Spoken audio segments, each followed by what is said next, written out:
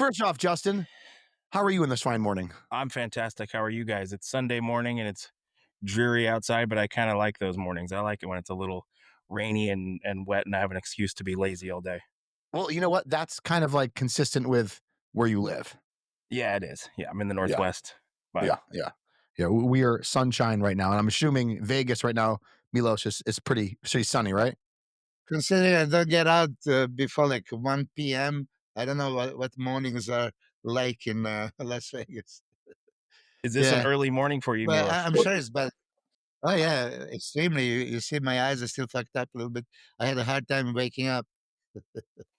Yeah, I think we all end up losing a little bit of sleep in the latter stages of prep, but I'm never going to sacrifice an hour of sleep to get my cardio in an hour earlier. 100%. Yeah, Say that it's just one more time for everybody to learn. I'm never ever sacrifice sleep to do your morning cardio. You can squeeze your cardio in at any point in the day. It's fine. Get the sleep. That's far more valuable.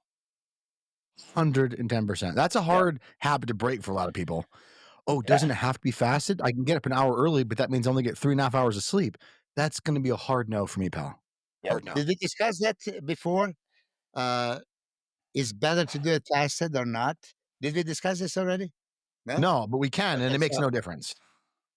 Yeah, that's all well, good. there's a lot of research nowadays, right? They say it doesn't matter if it's fasted or not fasted. Is this what you're Correct. reading?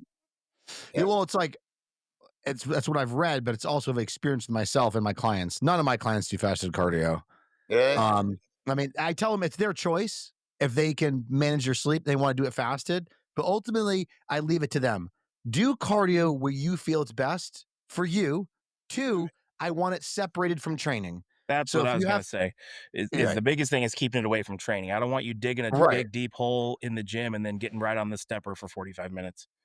yeah, and plus, like Milos, I used to feel great in the morning, so I would train the best in the morning. So I would train in the morning after meal one, and then I'd do cardio to end the day when I'm brain dead. And like, I don't want to train late in the day. My productive training is in the early hours. But if I did cardio in the morning, ate, and then trained, I'd feel tired. So I flip flopped it, and then I felt fantastic.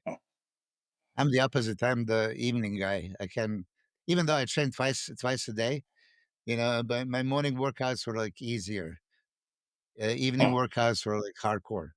So And on that, when you train twice a day, are you talking about like doing chest and shoulders and then in the evening you're coming back for arms, or how did you structure yeah, that 2 a day I training? mean, I did before. I did each body part twice a week.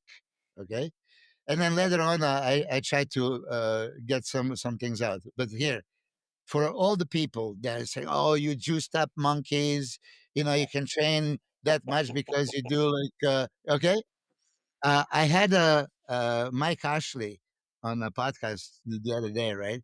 And he's drug free for life. Of course, people are gonna jump on it. They don't believe it. No way, no way. Guy is drug free for life. He was training twice a day, 6 days a week. Paul Jean Guillaume, another natural wonder, he trained in my gym in San Diego back in the day. Super hard, high volume, intense, twice a day, 6 days a week. Phenomenal physique. Not the mass monster, but phenomenal physique. So most of us back in the day, 1990s, that's your job. You have a whole day, okay? Why train once? I want to explain to the listeners because here is a perfect example. Justin is talking about 800 to 1,000 grams of carbs a day. Okay. So, how prevalent you think that is in most of the pros? You think that they're actually eating up to 1,000 grams of carbs a day? I mean, I don't know. I know my guys are. I mean, which is very important. Like Jay was doing this. I was close. Yeah. Jay But was doing it at 2 weeks out. That's a little different, you know? unless he talks about the 99 when he was in 50 grams of carbs and, Right. and Chris Aceto actually gave him more, but he wanted so badly he did less, so he did 50. So I really eating 800 to 1,000 now. I'm personally not. I don't have that big of an appetite. I also don't need that much food. I get fat quicker than you would think for my size. So I just don't need that much food. But I have certain guys that I'm hammering that much food for sure. And certain clients. And I've had I don't phases. I've definitely had phases where we've had to push earlier on when I was kind of pushing for size. I definitely had some higher carb plans. You know, what's funny is like you said that when Hollingshead stayed with me for a week and we're making food here. I know he was in his break, TRT period, and wasn't training full bore because of all the travel, and he was eating about 105 grams of carbs per meal. You know what I mean? Mhm. It's like that's not a lot for somebody who's 283 pounds, Right. like 5'11. You know what I mean? And then I have Yeah. some guys, I'm sure you do too, who are light heavyweights eating 800 grams of carbs a day to barely Oh, gain yeah. weight. Yeah, definitely. That sucks. Yeah, it does suck. And then I've got some guys that I can't give more than 200 grams of carbs because they're gonna get too fat, Yeah. Isn't you that know? weird? It is, it's It's bizarre. bizarre. You get a guy and yeah. you ask how they're feeling, and they're like, I feel great. And I'm like, okay, hold on a second. I go, you're on nothing for food. You're on an hour of cardio a day. Your gear is where it needs to be at 6 weeks out. You're telling me your training is awesome. You're not losing any weight, and you're eating less than 100 grams of carbs a day. And I pulled all your added fats, and you're telling me you're fine. Yep, feel great. And I'm like, bro, I've been in situations like I don't know what to tell you. Like, are we going to go down to 2 ounces of protein per meal and just see what happens? And then I'm always like, dude, how are you making your food? Can you send me pictures of your Yes. food? Like, is there something that's going on? Are you snacking? I mean, I've had people come back and be like, well, I am doing these lattes at Starbucks, or I have been Yeah. putting honey in my tea three Oh times god. every day. I've had things like that, or I have been using barbecue sauce, Yeah, regular I've been using barbecue this sauce in sauce. all my Yeah, yeah, meals. yeah.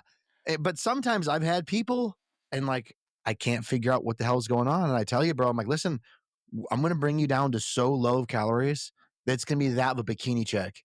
And if you feel great after 72 hours, I don't know what to tell you. Yeah, yeah. I'll do that compliance check though. I'll definitely say, send me a picture of every one of your meals today. I wanna see it. I wanna see how you're I preparing your had food. I had the guy on the pretty much very low fats and no carbs whatsoever almost. And he comes to the gym with a, like you said, Starbucks cafe latte. I say, are you kidding me? Oh, is this a problem? It is a problem. So many of I those you have a day. I had Oh, a I had a kid, he's, 8 weeks out, and, he sent a check-in, he's like, "Everything's going good." He goes, I had a few drinks last night, that's why I'm a little dehydrated this morning." I said, "You had a few drinks?" He said, "Yeah, my buddy, just got a I think he got engaged or something." He goes, "So we had some tequila," and I was like, "Dude," I said, "You know you just cheated on your diet, you're not." And he was had no idea, he was blown away. He's, "Oh my god, I had no idea. Really? Alcohol, I can't drink?" Like, it was just some shots of tequila and lime juice. I said, "Dude, nothing that's your plan. If it's not on your plan and you consume it, it's cheating." He was astonished. He had no idea. Which is so scary to me because then you get to peak week and you're like, do you have diuretics? Okay, yeah, I have Diazide. Send me a picture of them, please. Yes, Let me please. see it Yeah, in your hand. Let me see the package. I know. Okay. Oh, you're going to take a quarter? Show me a picture of the quarter. I don't trust Yeah. you with anything that you're doing. Yeah, yeah, for sure. I'll definitely have him send pictures of I said, "Break the diazide in half, send me pictures. I'll tell you which one to take." Yeah, fuck, Mhm, dude. I had a mhm. dude once years ago, and I was actually there. And I'm like, all right, listen to me very carefully. I go, how many milligrams are your hydrochlorothiazide? He goes, 25. Okay. So what you do is you're going to break it in half. So now it's 50%. Then you're going to break it in a quarter again. So it's a quarter. So it's 25%. Yep. So you're going to have about 6.25 milligrams. You understand? Got it. Okay. I'll take a half. No, no, no. That's not what I just said. That's not what I said. And he's like, okay, one more time. I'm like, just give it to me. Break the quarter here. Okay. I'm holding on to this because I don't trust you. Mhm. What the fuck?